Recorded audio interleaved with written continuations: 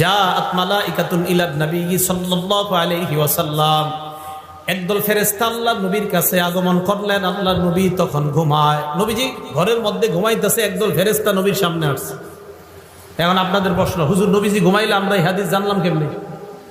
নবী তো ঘুমাই রয়েছে, তো ফেরেশতা যে আসছে নবী এই কথা আমগরে কেমনে জানাইলেন? পুরো হাদিস শুনলে বুঝতে পারবেন। নবী তো ঘুমাই রয়েছে, তাও আবার যেন কিতাব না, বুখারী শরীফের বর্ণনা। রাসূল সাল্লাল্লাহু আলাইহি সাল্লাম ঘুমিয়ে আছে, ফেরেশতারা আসছে। এক ফেরেশতা বলতেছে ইন্নাহু নাঈম, উনি তো ঘুমায়। আরেক ফেরেশতা কয় ইন্নাল আইনা নাঈমা ওয়াল কলবা ইয়াকযান, ওনার চোখ ঘুমায়, অন্তর ঘুমায় না। ওনার চোখ ঘুমায়, তাহলে বুঝাইছে হাদিস কিভাবে জানছি আমরা? ওনার তো অন্তর ঘুমায় না, চোখ ঘুমায়। এই জন্য যদি কেউ আজকে সকালে কোন একটা কিতাবের মধ্যে পড়েন নবীজি সাল্লাল্লাহু আলাইহি সাল্লাম ঘুম থেকে উঠেই ওযু ছাড়া নামাজ পড়ছে, আমিও পড়বো, এটা পাবেন হাদিসে, সহিহ হাদিসের মধ্যে পাবেন যে নবী সাল্লাল্লাহু আলাইহি সাল্লাম ঘুম থেকে উঠছে, উঠা ওযু ছাড়া নামাজ পড়ছে, এটা সহিহ হাদিসে পাবেন। এখন কেউ এই সহিহ হাদিসটা পাওয়ার পরে চিন্তা করলেন আজকে ইমাম সাহেবের ধর্ম দ্বারা, তো শীতকাল, প্রচন্ড শীতকাল, মসজিদে আসছে। আসার পর ইমাম সাহেব আয়েশা বলতেছে হুজুর শীতকালে ওযু তো না করলেও চলে। তো হুজুরকে কেন? আজকে হাদিসে পাইলাম নবীজি সাল্লাল্লাহু আলাইহি সাল্লাম ঘুম থেকে উঠা, লাগবে না, কিচ্ছু লাগবে না, চুপচাপ থাকেন, নবীজি সাল্লাল্লাহু আলাইহি সাল্লাম ঘুম থেকে উঠা ওযু ছাড়া নামাজ পড়ছে, তাই শীতকালে একটু ওযু না করলে কি হয়? হুজুর কয় এটা আপনি কি বললেন? আমি তো বুখারী শরীফ পড়াই 20 বছর, আপনি আমারে হঠাৎ এসে এই হাদিস বলে পড়ান, কিন্তু বুঝেন নাই হাদিস, হাদিস বুঝেন নাই। পরে হুজুর বলল বাবা আমি তো হাদিস বুঝছি। কয় কি? তো আমার ঘুম আর নবীজির ঘুম, আপনার ঘুম আর নবীজির ঘুম এক না। আমি আপনি যখন ঘুমাই আমাদের চোখ ঘুমায়, অন্তর ঘুমায়। নবী যখন ঘুমায় শুধু চোখ ঘুমায়, অন্তর ঘুমায় না। এই জন্য নবীর ওযু আছে না নাই ঘুম থেকে উঠলে নবী বুঝতে পারে, কিন্তু আমি আর আপনি যেহেতু ঘুমাইলে আমাদের চোখও ঘুমায়, অন্তর ঘুমায়, তাই আমরা উঠার পর জানি না ওযু আছে না নাই, তাই আমাদের ওযু করতেই হবে। আর নবী ঘুম থেকে উঠার পর বুঝতে পারে ওনার ওযু আছে না নাই। ওযু না থাকলে ওনার ওযুর প্রয়োজন হয়, আর ওযু থাকলে ওনার ওযুর প্রয়োজন হয় না। ওই মাসালা আমার আপনার জীবনে ফিট করলে হবে না। চিন্তা করছেন নি হুজুরের গিয়ে ভুল ধরতে চেয়েছিল? রাসূল আকরাম সাল্লাল্লাহু আলাইহি সাল্লাম ঘুমিয়ে আসেন। তো এক ফেরেশতা কয় উনি ঘুমায়, আরেক ফেরেশতা কয় না ওনার চোখ ঘুমায়, অন্তর ঘুমায় না। ফেরেশতারা বললেন ইদরিবু লাহু মাসালা ইন্না লিসাহিবিকুম হাযা মাসালান ফাদরিবু লাহু মাসালা। যেই নবী ঘুমায় তার একটা দৃষ্টান্ত আছে, তার দৃষ্টান্ত তোমরা বর্ণনা দাও। ফেরেশতাদের মধ্যে একজন বললেন তিনি তো ঘুমায়, আরেক ফেরেশতা কয় তিনি ঘুমায় না, তার চোখ ঘুমায়, তার অন্তর ঘুমায় না। এবার তারা দৃষ্টান্তটা বর্ণনা দিয়েছেন, এই দৃষ্টান্তটা সবার মুখস্থ করা লাগবে, আপনারা মুখস্থ করবেন। আগামীকাল চা স্টলে বৈশা গীবত শেখায়ত না কইরা এই দৃষ্টান্ত একজন আরেকজনে বলবেন, পারবেন তো ইনশাআল্লাহ? দাওয়াত ও তাবলীগে যারা গাছতের আদব বলেন, এই আপনি গাছতের আদব এটা বলবেন। দেখেন নবী সাল্লাল্লাহু আলাইহি সাল্লাম কি বলেন, মাসালুহু কামাসালি রাজুল, আল্লাহ নবীর দৃষ্টান্ত হলো এমন এক ব্যক্তির মতো, বানাদারা, যে ব্যক্তি একটা ঘর বানিয়েছেন, ওয়াজালা ফিহা মাদুবা, ঘরের মধ্যে একটা দস্তরখান বিছিয়েছেন, দস্তরখানের মধ্যে সুস্বাদু রং বেরঙের খাবার, ওয়া বা'সা দাইয়ান, একজন আহ্বানকারীকে বাহিরে পাঠাইছে, যাও রাস্তাঘাটে যাদেরকে পাইবা তাদেরকে দাওয়াত দেওয়ার বলবা এই ঘরের মধ্যে যারা আসবে তারা সুস্বাদু খাবার খেতে পারবে। ফামান আজাবাদ দাইয়া দাখালাদ দার ওয়া আকালা মিনাল মাদুবা। তো একজন আয়েশা বলছে ভাইও অমুক ঘরে সুন্দর দস্তরখান আছে, আপনারা আসেন যারা যারা খাবেন। একদল তার কথা সত্য মনে করছে, করার পর ঘরে গেছে, সত্যি সত্যি দস্তরখানের সুস্বাদু খাবার খাইছে। ওয়াল্লাম ইউজিবিদ দাইয়া, আরেক দল তার কথার সাড়া দেয় নাই, ওয়ালাম ইয়াকুলিদ দার, ঘরের মধ্যেও ঢুকে নাই, ওয়ালাম ইয়াদখুলিদ দার, ঘরের মধ্যেও প্রবেশ করে নাই, ওয়ালাম ইয়াকুল মিনাল মাদুবা, দস্তরখানের খাবারও খায় নাই। তাহলে যিনি ঘোষণা দিছে তার কথা বিশ্বাস করার ক্ষেত্রে দুই দল, একদল বিশ্বাস করছে, ঘরে গেছে, দস্তরখানের খাবার খাইছে, আরেক দল বিশ্বাস করে নাই, ঘরেও যায় নাই, দস্তরখানের খাবারও খায় নাই। এই কথা ফেরেশতা একদল আরেক দলের সাথে বলা বলি করে, আমার নবী ঘুমায় আছে, তবে নবীর চোখ ঘুমাইতেছে, অন্তর দ্বারা সব উপলব্ধি করতেছে। এই কথা বলার পর ফেরেশতারা বললেন আউযিলুহা লাহু, এটার ব্যাখ্যা দিয়ে দাও, এই যে কথাটা বললাম এটার ব্যাখ্যা দাও। এবার ফেরেশতারা ব্যাখ্যা দিতে লাগলেন, ফাদ্দারাল জান্নাহ, ঘরের দৃষ্টান্ত হলো আল্লাহর জান্নাত, দস্তরখানের দৃষ্টান্ত হলো সুস্বাদু খাবার। জান্নাত যিনি বানিয়েছেন তিনি হলেন আল্লাহ, আল্লাহ জান্নাত বানাইলেন, দস্তরখান বিছাইলেন, একজন আহ্বানকারী পাঠাইলেন। এই আহ্বানকারী অন্য কেউ নয়, এই আহ্বানকারী হলেন যিনি ঘুমিয়ে আছেন, মুহাম্মদ সাল্লাল্লাহু আলাইহি ওয়াসাল্লাম। তাহলে মুহাম্মদ সাল্লাল্লাহু আলাইহি ওয়াসাল্লাম আমাকে আপনাকে ডাকতেছে ওই ঘরের দিকে, ওই দস্তরখানের দিকে। নবীর কথা মানার ক্ষেত্রে আমাদের মধ্যে দুই দল। এক দল কথা বিশ্বাস করে ঘরের মধ্যে যায়, এর মানে যারা নবীর কথা মানবে তারা আল্লাহর জান্নাতের মেহমান, তাহলে তারা জান্নাতের মেহমান হবে। শেষে কি বলে দেখেন, ফামান আতা মুহাম্মাদান সাল্লাল্লাহু আলাইহি ওয়াসাল্লাম, যারা আল্লাহর নবীর কথা মেনে নেয় তারা আল্লাহর অনুসারী হয়ে যায়। ওমান আসা মুহাম্মাদান সাল্লাল্লাহু আলাইহি ওয়াসাল্লাম, যারা নবীর কথা না মানে তারা আল্লাহর নাফরমান বান্দা হয়ে যায়। তাহলে দুইটা, একটা নবীরে মানা আর একটা নাফরমানি করা। বলেন আমরা কোনটা মানবো না নাফরমানি করব? মানবো, কারণ এই যে সূরা হাশরে ওয়াদা করছি নবী যা বলবে তা গ্রহণ করব। ভুলে গেছে? কোরআনে না ওয়াদা করছি যে আল্লাহ বলছে নবীরে যা দিয়েছি তা গ্রহণ করবা। আমি গুরুত্বপূর্ণ একটা কথা বলার জন্য শুধু এগুলো বুঝাইতেছি যে আল্লাহ বলছে আমি যা দিয়েছি নবীরে তা গ্রহণ করো, আর আমরাও নবীর থেকে জানলাম হ্যাঁ নবী আপনি আমাদেরকে যা দিবেন আমরা অঙ্গীকারাবদ্ধ গ্রহণ করব। সাহাবা উবাদা ইবনে সামিত রাদিয়াল্লাহু তাআলা আনহু কি বলেন দেখেন, নাসাই শরীফ হাদিস নাম্বার 4149 নম্বর হাদিস। তিনি বলেন বায়া'নান নাবিয়্য সাল্লাল্লাহু আলাইহি ওয়াসাল্লাম আলাস সামঈ ওয়াত তাআ, আমরা নবীর হাতে হাত রেখে বায়াত হলাম আলাস সামঈ, নবীর কথা শুনবো, ওয়াত তাআ, নবীর কথা মানবো। বলেন নবীর কথা, নবীর কথা কেন সূরা হাশরে ওয়াদা করছি নবী যা বলবে তা গ্রহণ করব। এখন উবাদা ইবনে সামিত বলেন আমরা নবীর কাছে বায়াত হলাম, নবীর কথা শুনবো, নবীর কথা মানবো। কোন ক্ষেত্রে দেখেন কি বলে, ফিল ইউসরি ওয়াল উসরি, আমার অনুকূলে হলেও নবীর কথা মানবো, আমার প্রতিকূলে হলেও নবীর কথা মানবো। মানে আমার পক্ষে গেলেও মানবো, আমার বিপক্ষে গেলেও মানবো, কারণ কথাটা আমার নবীর। ওয়াল মানশাতি ওয়াল মুকরাহ, মানশাত মানে সুখেও মানবো, মুকরাহ মানে দুঃখেও মানবো। তাহলে সুখের সময় আমার নবীকে মানবো, দুঃখের সময় নবীকে মানবো।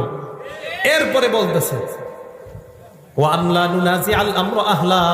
যোগ্য মানুষ যদি যোগ্যতার আসনে বসে যায় এটার বিরোধিতা আমরা করব না, এই মর্মে আমরা বায়াত হলাম। আর যদি অযোগ্য ব্যক্তি যোগ্যতার আসনে বসে যায় এটার বিরোধিতা করা ফরজ হয়ে যায়। এটা এই মর্মে বায়াত হয়েছে। সাহাবারা আর কি, ওয়ান্নাকুমা বিল হক্কি হাইসু লা নাখাফু ফিল্লাহি লাওমাতা লাইম, হক কথা বলতে কখনো আমরা কাউকে ভয় করব না, এই মর্মে নবীর কাছে আমরা বায়াত হলাম। তাহলে নবীর কাছে আমরা বায়াত হলাম, নবী যা বলবে তা শুনবো এবং মানবো। কেন? সূরা হাশরে আমরা ওয়াদা করলাম, আল্লাহ বলছেন আমার নবীকে যা দিলাম তোমরা তা গ্রহণ করো। এখন নবী আমাদেরকে কি নিষেধ করছে আর কি আদেশ করছে দেখেন তো একটু। নাসাই শরীফ হাদিস নাম্বার 4161 নাম্বার হাদিস, ক্বালা রাসূলুল্লাহ সাল্লাল্লাহু আলাইহি ওয়াসাল্লাম, আল্লাহ নবী বলেন বায়ুইনি আলা আল্লা তুশরিকু বিল্লাহি শাইআ, আমার কাছে তোমরা বায়াত হও তোমরা আল্লাহর সাথে শিরিক করবে না। তাহলে ওই যে আবার কোরআনে বলছে নবী যা বলবে তা মানবো, নবী বলছে শিরিক করা যাবে না, তাহলে শিরিক করা, শিরিক করা। সেজদা কাকে দিতে হয়? যদি মাজারে সেজদা দেওয়া হয় শিরিক। আর শিরিক বলেন মাজারে সেজদা দিলে সেজদা দিতে হয় কাকে? আল্লাহকে। আল্লাহ বলছে শিরিক করো না, নবীও বলছে শিরিক করো না, তো নবীর কথা কেন মানবো? আল্লাহ বলছে নবী যা দেয় এটা গ্রহণ করো। তাহলে এক নাম্বার শিরিক করো না, এই মর্মে বায়াত হও, তো আমরা বায়াত হলাম। ওয়ালা তাসরিকু, তোমরা চুরি করবে না, বায়াত হও। ওয়ালা তাজিনু, তোমরা ব্যভিচার করবে না, জিনা করবে না, বায়াত হও। জিনা কারে কয়? মানে আমাদের মাথায় একটা হিসাব করে যে জিনা মনে হয় ওইটা, না না, সহিহ বুখারী 6612 নম্বর হাদিস, ক্বালা রাসূলুল্লাহ সাল্লাল্লাহু আলাইহি ওয়াসাল্লাম ইন্নাল্লাহা কাতাবা আলা ইবনি আদম হাজ্জাহু মিনাজ জিনা আদরাকা যালিকা লা মাহালা, সমস্ত আদম সন্তান আমি আপনি আলেম জাহেল সবাইকে আল্লাহ জিনা নামক পরীক্ষা দ্বারা পরীক্ষা করবেন। এই পরীক্ষায় সময় পড়তে হবে ফাজিনাল লিসান আল মান্তিক, জবানের জিনা হলো কথা বলা। যেই নারীর সাথে দেখা দেওয়া হারাম, এই নারীর সাথে সরাসরি কথা বলাও হারাম। সরাসরি কথা বলা মোবাইলে, এটা আসতে হইলো গেল। যেই নারীর সাথে সরাসরি দেখা দেওয়া হারাম, এই নারীর সাথে সরাসরি কথা বলা মোবাইলে, হ্যাঁ জোরে বলেন, মোবাইলে হারাম। তাহলে জিনাল লিসান আল মান্তিক, মুখের জিনা হলো কথা বলা। ওয়াজিনাল আইনি আন নাজরু, চোখের জিনা হলো দেখা। চোখের জিনা দেখা।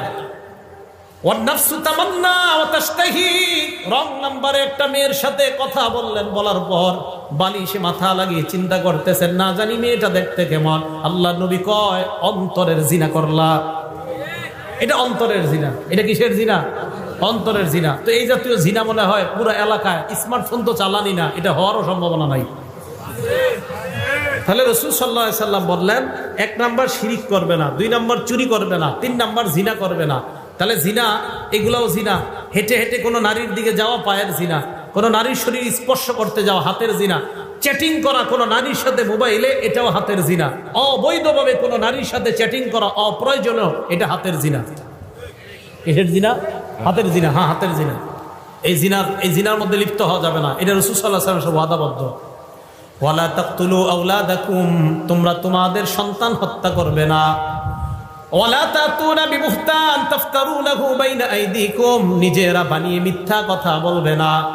আপনারা অনেক কিছু বানিয়ে বলে ফেলেন, ইমাম সাহেবের নামে বলে ফেলেন, মুয়াজ্জিনের নামে বলে ফেলেন, এলাকার একটা ভালো মানুষের নামে একটা খারাপ কথা রটায়া দিলেন। এটা করা যাবে না। নবীজি বলছেন ওয়ালা তাসুনি ফি মারুফ, নেক কাজে তোমরা আমার নাফরমানি করবা না। তাহলে রাসূল সাল্লাল্লাহু আলাইহি সাল্লামকে আল্লাহ যা দিয়েছেন এটা গ্রহণ করা, যা থেকে নিষেধ করেছেন এটা থেকে বিরত থাকা। এখন বলেন তো রাসূল সাল্লাল্লাহু আলাইহি সাল্লাম আমাদেরকে কয়টা জিনিস দিয়ে গেছে? 2টা। প্রথমে বলছে সব নবীরা তার উম্মতকে 2টা বিষয় বলে, ভালো গুণগুলা জানায় দেয়, খারাপ জিনিসগুলা থেকে সতর্ক করে। এখন এই ভালো আর খারাপগুলো আমরা পামু কই? বলেন, যেই জিনিসের মধ্যে পামু এই জিনিসের নাম বলেন কোরআন সুন্নাহ। বলেন কোরআন সুন্নাহ। এখন বলেন তো নবীর যা কথা মানবো আমরা আর যা থেকে বিরত থাকবো, এটা কয় জায়গায় পাবো? 1 নাম্বার, 2 নাম্বার সুন্নাহ। মনে থাকবে তো? হ্যাঁ। ক্বালা রাসূলুল্লাহ সাল্লাল্লাহু আলাইহি ওয়াসাল্লাম, সহিহুত তারগিব একটা কিতাবের নাম, হাদিস নাম্বার 40। নবীজি বলেন তারাকতু ফীকুম মা ইন ইতাসামতুম বিহি ফালান তাদিল্লু আবাদা, আমি তোমাদের কাছে 2টি জিনিস রেখে গেলাম, এই 2টি জিনিস যদি তোমরা আঁকড়ে ধরো কখনো তোমরা পথভ্রষ্ট হবে না। 1 নাম্বার কিতাব আল্লাহ, আল্লাহর কোরআন। 2 নাম্বার সুন্নাত রাসূলি, রাসূল সাল্লাল্লাহু আলাইহি ওয়াসাল্লামের সুন্নাত। বলেন 1 নাম্বার আল্লাহ, 2 নাম্বার রাসূলের সুন্নাত। এখন এইগুলো আমি কেন বলতেছি? হ্যাঁ, বলার কারণ কি? বলার কারণটা হলো ইবনে মাজার 12 নাম্বার হাদিস। বলেন কিতাবটার নাম ইবনে মাজা। কোন কিতাব? হাদিস নাম্বার 12। নবীজি সাল্লাল্লাহু আলাইহি সাল্লাম বলেন ইউশিকুর রাজুলু মুত্তাকিয়ান আলা আরিকাতি, এমন একটা জামানা আসবে যেই জামানায় মানুষ সিংহাসনের মধ্যে ভাব নিয়ে বসবে, সিংহাসনের ভাব নিয়ে বসা থাকবে। ইউহাদ্দাসু বিহাদিসিন মিন্নি, আমার হাদিস তার সামনে পেশ করা হবে। হাদিস পেশ করার পর ওই লোক বলবে বাইনানা ওয়া বাইনাকুম কিতাবুল্লাহ, আমাদের মাঝে আল্লাহর কোরআন থাকতে হাদিসের কি প্রয়োজন? কোরআন থাকতে হাদিসের, এইটা বলার জন্য আমি এতগুলা কথা বলছি। নবীজি আমাদেরকে যা দিবে আমরা গ্রহণ করবো, ওয়াদা করছি। এখন হাদিস কে দিছে? আরে হাদিস কে দিছে? নবীজি। আমাদেরকে হাদিসগুলো কে দিয়েছেন? নবীজি। তো এই পণ্ডিতের সামনে হাদিস পেশ করলে বলে আমাদের মাঝে কোরআন আছে, কোরআন থাকতে হাদিসের কি প্রয়োজন? আর আমার নবী যখন নাকি বর্তমান জামানায় কেউ বলে কোরআন থাকতে হাদিসের কি প্রয়োজন, এই কথা বলার সাথে সাথে আমি আরিফ বিন হাবিবের ঈমান আরো বেড়ে যায় আমার নবীর কথার সত্যতার প্রতি। কারণ নবী 1500 বছর আগে বলছে, তোমার মতো মূর্খের যে আরিফ আর ঘটবে যে তুমি বলবা কোরআন থাকতে হাদিসের কি প্রয়োজন, তুমি যে এরকম আসবা দুনিয়াতে, এটা নবী 1500 বছর আগে জানায়া দিছে। তাই নবীর কথার প্রতি ঈমান আরো বাইরে গেছে। নবীজি বলেন এমন একটা জামানা আসবে যেই জামানায় এইভাবে মানুষ বসা থাকবে, তার সামনে হাদিস পেশ করা হলে সে বলবে কোরআন থাকতে আবার হাদিসের কি প্রয়োজন, এই কথা বলবে। আর কি যুক্তি দিবে? ফামা ওয়াজাদনা ফীহি মিন হারামিন হারামনা, কোরআনে যেটা হারাম এটাই তো হারাম। ওয়ামা ওয়াজাদনা ফীহি মিন হালালিন ইস্তাহলালনা, কোরআনের হালালকে হালাল মানলাম। আচ্ছা বলেন তো আমরা মুসলমানরা কোরআনের হারামকে হারাম মানি কিনা? কোরআনের হালালকে হালাল মানি কিনা? তো ওই লোক যুক্তি দিয়ে আপনারে বুঝাবে কোরআনের হারামকে হারাম মানি, কোরআনের হালালকে হালাল মানি, হাদিসের কি প্রয়োজন, এই যুক্তি আপনাকে দিবে। তখন আপনি পাল্টা প্রশ্ন করবেন, ভাই কোরআনের মধ্যে আছে রুকু করো, কোরআনের মধ্যে আছে সিজদা করো, ইয়া আইয়ুহাল্লাযীনা আমানুর কাউ, হে ঈমানদারগণ তোমরা রুকু করো, ওয়াসজুদু সিজদা করো। কোরআনের মধ্যে নাই 4 রাকাত যোহর পড়ো, এটা কোরআনে। ফজর 2 রাকাত ফরজ, এটা কোরআনে নাই। আসর 4 রাকাত ফরজ, এটা কোরআনে নাই। মাগরিব 3 রাকাত ফরজ, এটা কোরআনে নাই। এশা 4 রাকাত ফরজ, এটা কোরআনে নাই। কোরআনে আছে নামাজ পড়ো, কোরআনে আছে রুকু করো, কোরআনে আছে সেজদা করো, হাদিসের মধ্যে আছে নামাজ এইভাবে পড়ো, হাদিসের মধ্যে আছে ফজর এইভাবে পড়ো। অতএব শুধু কোরআন আর শুধু হাদিস একটা বাদ দিয়ে আরেকটা মানার নাম মুনাফিক মার্কা ইমানদার। তাহলে কোরআন হাদিস একটা বাদ দিয়ে আরেকটা না, উভয়টা। মাশাআল্লাহ, তো বুঝে আসছে। কোরআনে আছে রুকু করো, কিন্তু কিভাবে করবেন এটা কোরআনে নাই। কোরআনে আছে সেজদা করো, কিভাবে সেজদা করবেন এটা কোরআনে নেই, এটা হাদিসে আছে। তাহলে কোরআন হাদিস উভয়টা মানতে হবে। সূরা নিসা আছে ফানকিহু মা তাবা লাকুম মিনান নিসা, নারীদের মধ্য থেকে যাদেরকে পছন্দ হয় তাদেরকে বিয়ে করো, এটা কোরআনে আছে। সূরা নূরের মধ্যে আছে ওয়ানকিহুল আয়ামা, তোমাদের মধ্যে যারা বিবাহের করতে পারে না, যারা এখনো বিবাহ করে নাই, যাদের বিয়ে হয় নাই, নারী পুরুষ, তাদের বিয়ে করায় দাও। সূরা নিসা আছে বিয়ে করো, সূরা নূরে আছে বিয়ে করাও। কিভাবে বিয়ে করাইবা এটা কোরআনে কোথাও লেখা নেই। এই যে দুইজন বসবে, বসার পরে একজনে ইজাব বলবে, আরেকজন কবুল বলবে, এত টাকা দেন মোহরের বাবদ তোমাকে প্রস্তাব করলাম, তুমি রাজি থাকলে কবুল বলো, এটা কোরআনে কোথাও লেখা নাই।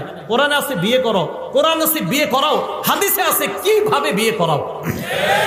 তাহলে কোরআন হাদিস না কোরআন হাদিস দুইটা, এই তো বুঝে আসছে আপনাদের। তাহলে একটা বাদ দিয়ে আরেকটা। তো নবীজি 1500 বছর আগে বলছে একটা দলের আবির্ভাব ঘটবে, তারা বলবে শুধু কোরআন মানলেই চলবে, হাদিস মানার কোনো দরকার নাই। তো রাসূল আকরাম সাল্লাল্লাহু আলাইহি সাল্লামের এই ব্যাপারে আল্লাহ কোরআনে বলছে নবী যা দিয়েছে এটা গ্রহণ করো।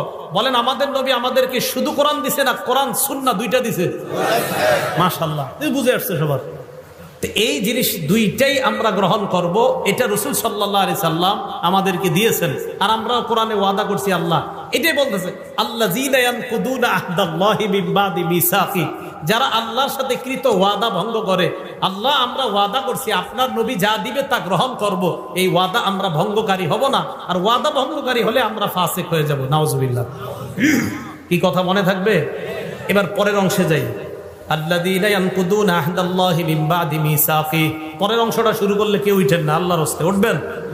কারণ পরের অংশটা এমন একটা বিষয়, এটা শুনলে অনেক উঠা যায়, উঠেন না কিন্তু। হ্যাঁ, ওয়ায়াকতাউনা মা আমারাল্লাহু বিহি আন ইউসালা, আল্লাহ যা জোড়া লাগাইতে আদেশ করে তারা তা ছিন্ন করে। ফাসিকদের দ্বিতীয় পরিচয় দিচ্ছে আল্লাহ, আল্লাহ যা জোড়া লাগাইতে বলে তারা সেটা ছিন্ন করে। আল্লাহ জোড়া লাগাইতে বলে আত্মীয়তার সম্পর্ক, এটা তারা ছিন্ন করে। কিসের সম্পর্ক? কিসের? রক্তের সম্পর্ক, আত্মীয়তার সম্পর্ক। বলেন রক্তের সম্পর্ক, আত্মীয়তার সম্পর্ক। সহিহ বুখারী হাদিস নাম্বার 5983 নাম্বার হাদিস। এক ব্যক্তি রাসূল আকরাম সাল্লাল্লাহু আলাইহি সাল্লামের কাছে আসছে, আসে বলে আখবিরনি বিআমালিন ইউদখিলুনিল জান্নাহ, ইয়া রাসূলুল্লাহ এমন কিছু আমল আমাকে বলেন যে আমলটা করলে আমি আল্লাহর জান্নাতের মেহমান হয়ে যাব। এই প্রশ্ন করার পর সাহাবারা বললেন ফাকালাল কওম মালাহ মালাহ, সাহাবারা বললেন এই লোকটার কি হইল, এই লোকটার কি হইল, কি প্রশ্ন করে?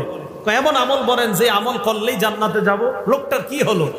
নবীজি বলে আরে থামো, অরবুল মালাহ, লোকটার প্রয়োজনীয়তা আছে তাই জিজ্ঞাসা করছে। নবী বললেন 4 আমল করবা, মরলেই জান্নাতি হবা। কয় আমল?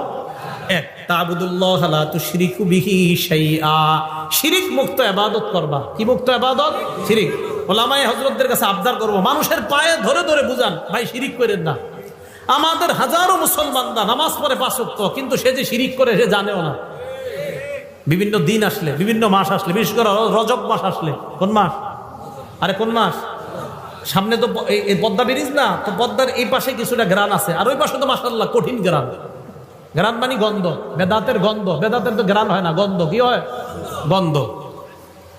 তো দেখেন, 1 নাম্বার তা'বুদুল্লাহ, আল্লাহর ইবাদত করবা, শিরিক করা যাবে না। 2 নাম্বার তুকিমুস সালাহ, সালাত কায়েম করবা। 3 নাম্বার তুতিজ যাকাত, যাকাত আদায় করবা। 4 নাম্বার তাসিলুর রহিম, আত্মীয়তার সম্পর্ক জোড়া লাগাইবা। রক্তের সম্পর্ক জোড়া লাগাইবা, মারা যাইবা, আল্লাহ পাক তোমাকে জান্নাতের মেহমান বানায়া দিবেন। তাহলে 4 নাম্বার রক্তের সম্পর্ক, 4 নাম্বার আত্মীয়তার সম্পর্ক। এটা আল্লাহ আদেশ করছে জোড়া লাগাইতে, এটা ছিন্ন করার আদেশ করে নাই। সহিহ বুখারী হাদিস নাম্বার 5984 নাম্বার হাদিস। এই হাদিসের মধ্যে আসছে ক্বালা রাসূলুল্লাহ সাল্লাল্লাহু আলাইহি ওয়াসাল্লাম লা ইয়াদখুলুল জান্নাতা কাতিউন, আত্মীয়তার সম্পর্ক ছিন্নকারী জান্নাতে প্রবেশ করবে না। রক্তের সম্পর্ক ছিন্নকারী জান্নাতে প্রবেশ করবে না। ঢাকা 10 তলা বাড়ি করছে, তার বোন ঈদের দিন মানুষের কাছে গোস্তের জন্য বসে থাকতে হয়, তার আপন বোন অন্যের কাছে খাদ্যের জন্য বসে থাকতে হয়। ঢাকা বাড়ি আছে 5 তলা 6 তলা, ভাইয়ের বোন অন্যের দাঁড়ে দাঁড়ে গিয়ে হাত পাততে হয়। আল্লাহ পাক রব্বুল আলামিন বলছে সম্পর্ক জোড়া লাগাও, রক্তের সম্পর্ক জোড়া লাগাও। এটা ছিন্ন করে যারা, তারা ফাসিক। সহিহ বুখারী হাদিস নাম্বার 5985 নাম্বার হাদিস। ক্বালা রাসূলুল্লাহ সাল্লাল্লাহু আলাইহি ওয়াসাল্লাম, আল্লাহ নবী বলেন, মান সাররাহু, যেই ব্যক্তি এটা পছন্দ করে, আইয়ুবসাতালাহু ফি রিজকিহি, কোন ব্যক্তি যদি চায় তার রিজিকের মধ্যে বরকত হোক। রিজিকে বরকত সবাই চান? 2 নাম্বার, ওয়ায়ুনসালাহু ফি ইসরিহি বা আসরিহি, কেউ যদি চায় তার হায়াতে বরকত। বলেন কয় জিনিসে বরকত? রিজিকে, হায়াতে। বলেন রিজিকে। যদি এই 2 জিনিসে কেউ বরকত চায়, নবী বলেন ফালইয়াসিল রহিমা, সে যেন রক্তের সম্পর্ক জোড়া লাগায়, আল্লাহ তার রিজিকে এবং হায়াতে বরকত দান করবেন। বলেন রিজিক আর হায়াতে বরকত দানের কয় উপায়? মানে না, উপায় একটা। রিজিক আর হায়াতে বরকত হবে একটা আমল করলে, রিজিক আর হায়াতে ভরপুর বেশি বরকত হবে একটা আমল করলে, সেটা হলো রক্তের সম্পর্ক জোড়া লাগাইলে। রক্তের সম্পর্ক জোড়া লাগাইলে রিজিকে বরকত হবে, হায়াতে বরকত হবে। এটা আজীব হাদিস শোনেন, সহিহ বুখারী হাদিস নাম্বার 5987 নাম্বার হাদিস। ইন্নাল্লাহা খালাকাল খালক, আল্লাহ সৃষ্টি বানাইলেন, আসমান জমিন বানাইলেন। বানানোর পর হাত্তা ইযা ফারাগা মিনাল খালকি, আল্লাহ যখন সৃষ্টি থেকে অবসর হলেন, দেখেন কি কামাতির রহিম, রক্তের সম্পর্কটা আল্লাহর সামনে দাঁড়ায় গেছে। আরে আমি আপনারা কিন্তু সম্পর্কটা এটা কেমনে দাঁড়াইছে আল্লাহ জানে, দাঁড়াইছে। দাঁড়ানোর পর আল্লাহকে বললেন, আল্লাহ হাযা মাকাবুল আইজি বিকা মিনাল কাতিআ, আল্লাহ রক্তের সম্পর্ক যারা ছিন্ন করে তাদের থেকে পানা চাওয়ার আপনি তো শ্রেষ্ঠ জায়গা, তাই আমি আপনার সামনে দাঁড়াইলাম। আল্লাহ বললেন, আমা তারদাইনা আন আসিলামান ওয়াসালাক, তুমি কি সন্তুষ্ট না যারা তোমাকে রক্ষা করবে? আমি ওয়াদা করলাম, আমি আল্লাহ তাদেরকে রক্ষা করার ওয়াদা করলাম। রক্তের সম্পর্ককে আল্লাহ বললেন, ভাই ভাইকে যদি সম্পর্ক রক্ষা করে, ভাই বোনের সম্পর্ক যদি রক্ষা হয়, রক্ত আর আত্মীয়তার বন্ধন যদি রক্ষা হয়, আমি আল্লাহ ওই ব্যক্তিকে রক্ষা করব। এরপরেরটা কি কইছে? ওয়া আক্তা মান কাতাআক, তোমাকে যারা ছিন্ন করবে আমি আল্লাহ তাকে ছিন্ন করব। আত্মীয়তার সম্পর্ক যে ছিন্ন করবে আমি তাকে ছিন্ন করব। আল্লাহ আমাদের সকলকে আত্মীয়তার সম্পর্ক জোড়া লাগানোর তৌফিক দান করেন। অনেকে প্রশ্ন করে, হুজুর আমার আত্মীয় যদি আমার সাথে খারাপ ব্যবহার করে আমি কি করব? করে না? জবাব আসতেছে, আগে শুনেন। সহিহ বুখারী হাদিস নাম্বার 5990 নাম্বার হাদিস। ক্বালা রাসূলুল্লাহ সাল্লাল্লাহু আলাইহি ওয়াসাল্লাম, আল্লাহ নবী বলেন, ওয়ালাকিল্লাহুম রাহিমুন আবুল্লু বিবালালিহা, নবীজি বলেন আত্মীয়তার সম্পর্কের একটা রস আছে। আত্মীয়তার সম্পর্কের যে রস, এই রসের মাধ্যমে এই আত্মীয়তার সম্পর্ককে আমি প্রাণবন্ত করে রাখি, সজীব করে রাখি। রক্তের সম্পর্ককে আমি সজীব করে রাখি, প্রাণবন্ত করে রাখি সব সময়। এবার প্রশ্নের উত্তর নেন। যারা বলেন, হুজুর আমার বোন তো আমার সাথে কথা বলে না, আমার ভাই আমার সাথে কথা বলে না, আসেনি এই অভিযোগ। হ্যাঁ, এখন তাদের অভিযোগের জবাব নবীজি দিয়ে দিছে, আমি কি দিব? সহিহ বুখারী হাদিস নাম্বার 5991 নাম্বার হাদিস। ক্বালা রাসূলুল্লাহ সাল্লাল্লাহু আলাইহি ওয়াসাল্লাম, আল্লাহ নবী বলেন, লাইসাল ওয়াসিলু বিল মুকাফি, কয় শুধুমাত্র আমি আমার ভাইয়ের সাথে সম্পর্ক জোড়া লাগাইলাম এটার নামে আত্মীয়তার সম্পর্ক রক্ষাকারী এমন না। এটা তো আত্মীয়তার সম্পর্ক রক্ষা হচ্ছেই। নবীজি বলেন, প্রকৃত আত্মীয়তার সম্পর্ক রক্ষাকারী ওই ব্যক্তি, ওয়ালাকিনিল ওয়াসিলুল্লাযী ইযা কুতিআত রাহিমুহু ওয়াসালাহা, নবী বলেন প্রকৃত আত্মীয়তার সম্পর্ক রক্ষাকারী ওই ব্যক্তি, যখন আত্মীয়তার সম্পর্ক কেউ ছিন্ন করে ওই ব্যক্তি আগে বেড়ে সেটাকে রক্ষা করে। আপনার বোন আপনার সাথে কথা বলে না, বাস না বলুক, আপনি আত্মীয়তার সম্পর্ক রক্ষা করেন। আমি আপনাদেরকে একটা বাংলা বলে যাই, আপনি দেখবেন আপনার ভাইয়েরা বোনেরা আপনারে ঠকাইতেছে, আপনি বুঝতেছেন, এরপরেও আপনি তাদের সাথে সুন্দর সম্পর্ক রাখতেছেন কেন? যে নবী বলছে আত্মীয়তার সম্পর্ক ঠিক রাখতে। আপনি দেখবেন 2, 4, 5, 10 মাস পরে আপনি খোঁজ নিয়ে দেখবেন তাদের সবার চাইতে আপনি ভালো আছেন। দেখেন, যদিও আপনি বাহ্যিকভাবে দেখতে একটু হেরে যাচ্ছেন, বাহ্যিকভাবে আপনি একটু ফেল হয়ে যাইতেছেন, তাদের চেয়ে দেখা যাচ্ছে আল্লাহ আপনাকে ভালো রাখবে। এই কথা মনে রাখেন। তাহলে আত্মীয়তার সম্পর্ক এটাকে বলা হয় প্রকৃত, যে কেউ যদি ছিন্ন করে তার সাথে সম্পর্ক রক্ষা করা। আর আত্মীয়তার সম্পর্ক ছিন্ন করা মানে ফাসিক হওয়া, আত্মীয়তার সম্পর্ক ছিন্ন করা মানে জাহান্নামে যাওয়া। আল্লাহ হেফাজত করেন। মুসলিম শরীফের হাদিস, জান্নাতুল ফেরদাউসের উপরে হলো আরশ। সুবহানাল্লাহ। হাদিসে আসছে আল ফিরদাউস আলা জান্নাত, জান্নাতুল ফেরদাউস হলো জান্নাতের সবচেয়ে উঁচু জায়গাটা। এই হাদিসের মধ্যে নবী বলেন ওয়ামিন ফাওকিহা আল আরশ, জান্নাতুল ফেরদাউসের উপরে হলো আরশ। এবার মুসলিম শরীফের হাদিস শোনেন, আর রহিমু মুআল্লাকাতুন বিল আরশ, রক্তের সম্পর্কটা এই এখনো আরশের সাথে ঝুলে রয়েছে। এইভাবে ঝুলে ঝুলে রক্তের সম্পর্ক আর আত্মীয়তার সম্পর্ক বলতে থাকে, মান ওয়াসালানি ওয়াসালাহুল্লাহ, আমাকে যারা রক্ষা করে আল্লাহ যেন তাদেরকে রক্ষা করে। অমান কতানি কতাহুল্লাহ, রক্তের সম্পর্ক ঝুলে ঝুলে বলে আমাকে যারা ছিন্ন করে আল্লাহ যেন তাদেরকে ছিন্ন করে দেয়। নাউজুবিল্লাহ। রক্তের সম্পর্ক আরশের সাথে ঝুলে ঝুলে বলে আমাকে যারা রক্ষা করে আল্লাহ যেন তাদেরকে রক্ষা করে, আমাকে যারা ছিন্ন করে আল্লাহ যেন তাদেরকে ছিন্ন করে। আল্লাহ আমাদের সকলকে রক্তের সম্পর্ক রক্ষা করার তৌফিক দান করে।